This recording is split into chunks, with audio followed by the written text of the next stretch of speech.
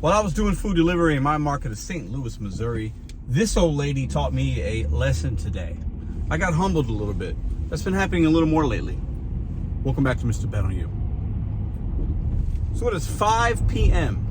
Central Standard Time in St. Louis right now. I just got done doing my last delivery of the day. I had a little bit of a break earlier, went back out before I'm gonna hit my meeting. Now,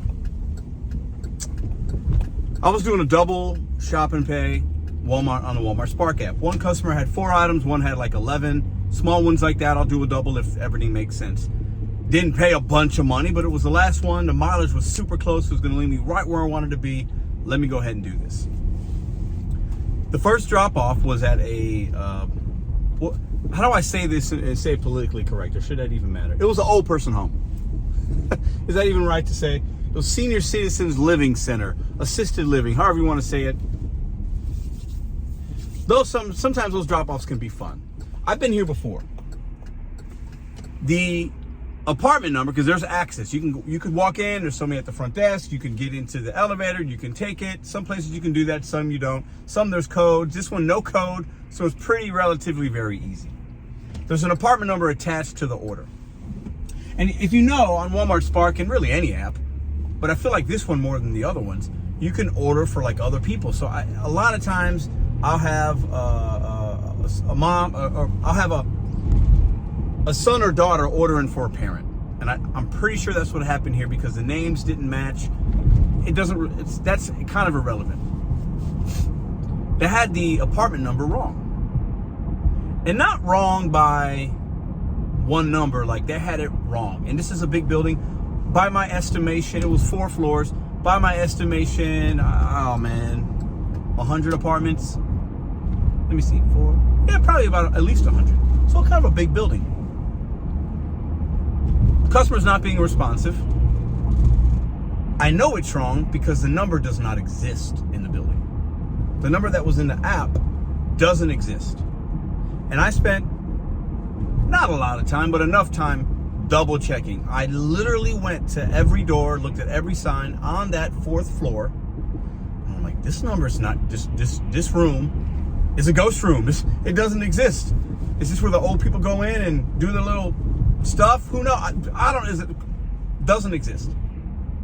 So I got to go back downstairs with these bags. And I'm asking the lady in the front, because I hadn't talked to her in the beginning because I didn't need to. I said, can you help me? Because I showed her what I had on my phone. I'm having a hard time finding this room. There's a name attached. And I figured they'd be able to help me find that person. This must have been the woman's first day.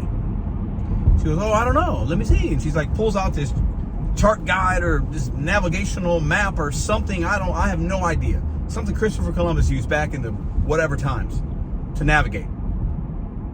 She's like, I don't know. Let me see. She's nice, but she has no idea what I'm even trying to. Does this number, can you help me? I'm not finding this apartment. And I don't want to just leave it anywhere.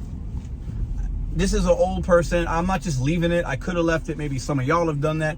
The old Pedro might have done that. I could have just left it in the lobby and said, picture taken, I'm going to get paid, whatever. I wanted to make sure this got put at the appropriate door. Because somebody ordered it for her. And she might know she's getting it, might not. That person that ordered it might be, hey, did you get your groceries? Open your door. I got an alert, blah, blah, blah. And I'm not trying to have this person open the door. There's nothing there. And then it becomes a whole thing for this family. Food delivery, grocery delivery is very important, especially to senior citizens. It just is. It's different. Imagine they're sitting around all day and they're wanting to get their stuff. Sometimes that's the highlight of their day.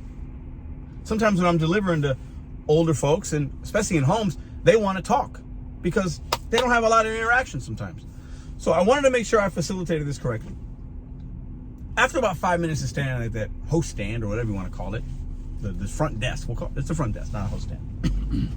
She's like, I don't know, let me see. And there's a name. I said, well, this is the person's name. And she could have just looked up that way. Anyways, she gave me the information.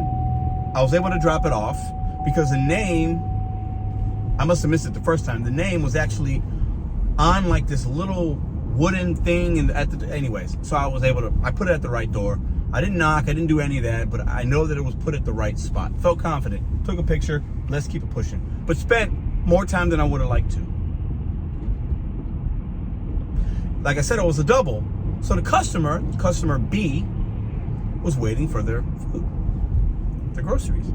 They message me in the app and say, hey, I see that you're somewhere and it's been a while. Is everything okay? And I start to get agitated. I'm thinking, lady, leave me alone. Just, why you messaging me? But really, she's just asking a simple question. That old pager wanted to come back. And whether it was the family or the old lady or whoever that put in the wrong information, it was just a mistake. I found myself getting frustrated, like, wow, this is a major inconvenience for me. Really, it's not. Maybe 10 more minutes of my time. Not a big deal. Not significant. Still going to be able to do what I need to do for today. I think a lot of times, I'll speak for myself. If I feel this way, some of y'all do too, I'm sure. We tend to get in our little delivery driver bubble, like everything revolves around us, and there's not a tip, or oh my God, this merchant's taking a long time. This person looked at me the wrong way. Oh my God, they didn't give me the right address. Extremely frustrating things. It's happened to every single one of us. Sometimes it's happening to you right now. It sucks.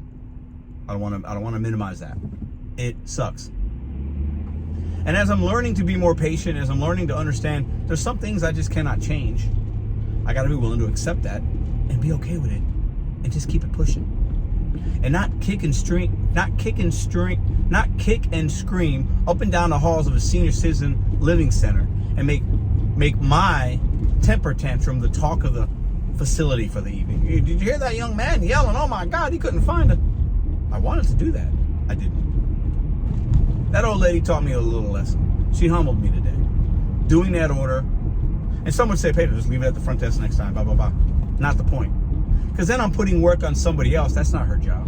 It's not that front desk person's job. At some facilities it is, not at this one. It felt good to just try to be patient, even when I don't want to. Because doing this kind of work, we have to be patient at times when we don't want to, when it's inconvenience for us, when we should be making more money because we should be on another order and this order is taking longer than expected because the information's not right, the customer's not ready, they don't have a passcode. We deal with that on the Walmart Spark app.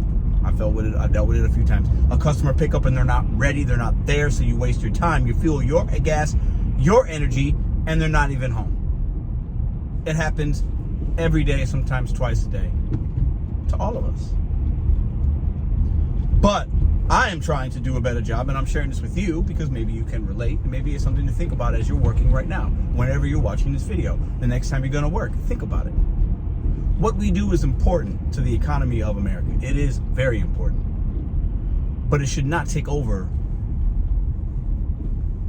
our aura, our feelings, our how we treat people, how frustrated we get. It just shouldn't. This is a simple job. And if it said 413 or if it said 457 instead of 407, they got one number wrong or what, who cares? Not a big deal. I still delivered it. I still made my money. I'm still going to hit my meeting. I'm still going to see my girls tonight. Life is good. Sometimes I make a big deal out of extremely insignificant things when I'm doing this gig work. I'm trying not to let that be the norm. What about you guys? Drop a comment down below. Can anybody relate? See you next time.